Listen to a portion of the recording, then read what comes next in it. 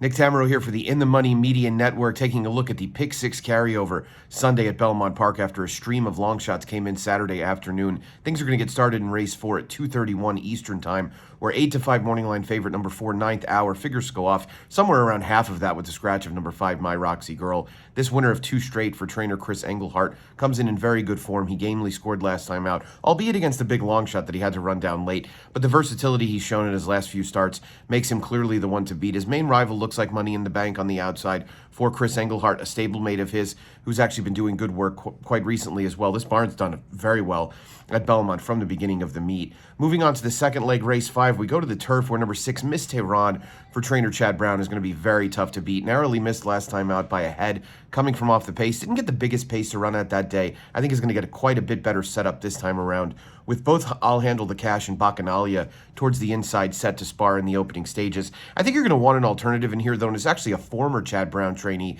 in number 4, Beautiful Lover, that's worth including. This one was stakes caliber in Brown's barn last year, now with Christophe Clement, really badly pace compromised in her lone prior try for Clement. That came in a Florida bred stake, run back in late March for when this one ended up finishing behind Summering, who's quite a solid veteran performer for trainer Tom Proctor. Moving on to race 6, coming back on short rest, it looks as if number 4, Bar 14, really has this field over a barrel. He's the speed of the speed. 7 furlongs looks to be the right kind of trip for him. And with the rail at 27 feet, I think speed has a decided advantage over other times on the Widener turf, which we've seen over the years can be a very difficult course to go wire to wire on. So that we're not just all completely chalky in this sequence, I think number 1, Noble Journey, is in position to run an improved race, coming in off a solid effort. Looks to be training well also. Number 8, King Moon Racer, is one that some might include. I thought he had a great trip last time and just simply came up wanting in the final furlong. Moving on to race 7, number 2, Tale of the Union, is going to be a pretty solid favorite in this spot. I really like the 4, Tuggle. I think you end up having to use both of them.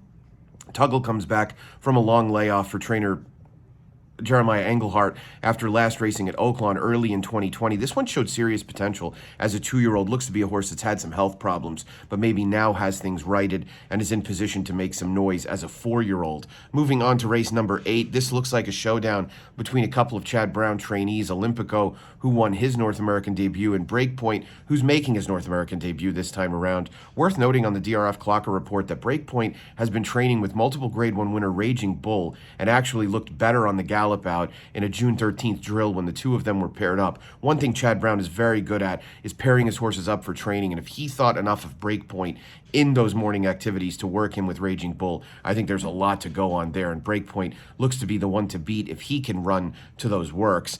Olympico's a horse I think that many are going to want to include. Cross Border has a little bit of tactical speed and will be in position to maybe outfoot Breakpoint and Olympico in the late stages with a little bit of an advantage, but I think if you're looking for a single late in the sequence, it could very well be this Chilean. In race number 9, number 5, Caliboji, is the biggest price of anybody I like in this sequence. Half to Sinful Dancer, who we've seen run well on both turf and dirt for trainer George Weaver. This one looks to be training forwardly. Irad Ortiz Jr. gets on board in this spot. I also thought the Tempesta and Giramonte were horses that you wanted to include. Baba Graham is one I think if you have a bit bigger budget, you'd want to include there too. Mainly 1, 5, 10 for me to close out the sequence.